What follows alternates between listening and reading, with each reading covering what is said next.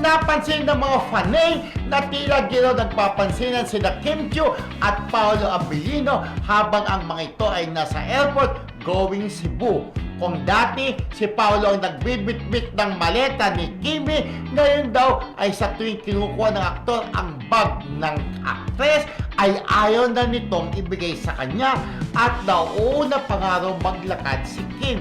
So ano ba talaga ang nangyari sa dalawa?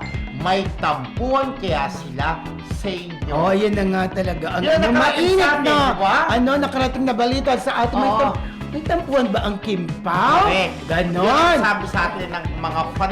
Kasi meron pang sumusunod sa Kim Pao kahit nasan sila. So napansin nila na parang bakit si Kim daw, yung maleta daw niya, hawak-hawak Hindi, niya. parang- dati si Paolo. Parang iniiwasan daw niya si Paolo. Ganon. Ayun yun Oo. ayun yun sa kwento. Oo. Pero yun naman, kung may tampuhan, normal naman sa isang magjowa o normal sa isang magkaibigan kung may tampuhan man ang dalawa. Pero isa pa nga nagpaan sa pansin, yung parang sinasabi may tampuhan kasi meron karga-kargang baby si Kimi. Parang anak yata yun ng kapatid niya.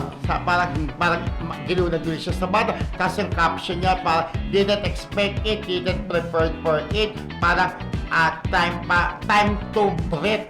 Sabi niya, so parang iniisip ng mga tao, ay bakit may ganong caption siya, na kailangan niya muna Oo nga. makalaya. Alam mo, iniisip ako, 1+1 na may Kaya nga, tampuhan. palaging pinapansin yung ginagawa ng dalawa.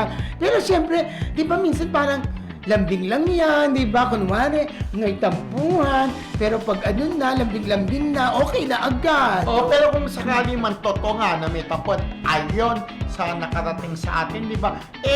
Maayos din naman yan. True. Tsaka professional yan. May tampuhan nga. Professional naman silang magkatrabaho. Ay hindi nila papapansin o papakita sa production na may tampuhan sila. Mag-work pa rin sila ng bonggang-bongga. At kung may di ba? tampuhan mo yan, very, very slight lang yan. At sigurado agad-agad ay magbabati na. Oo, imposible. Diyos ko. Love nilang isa't isa, di ba? Yeah. So sigurado, baka lalabing-labing ni Paolo kung may tampuhan pa, yakapin na si Kim. Wala na, di ba? Bibigay na si Kimi. Bibigay na si Diba? Kimi. Pero sana walang tampuhan. Oo. Pero kung may tampuhan naman, normal naman nangyayari talaga. Yes, sir.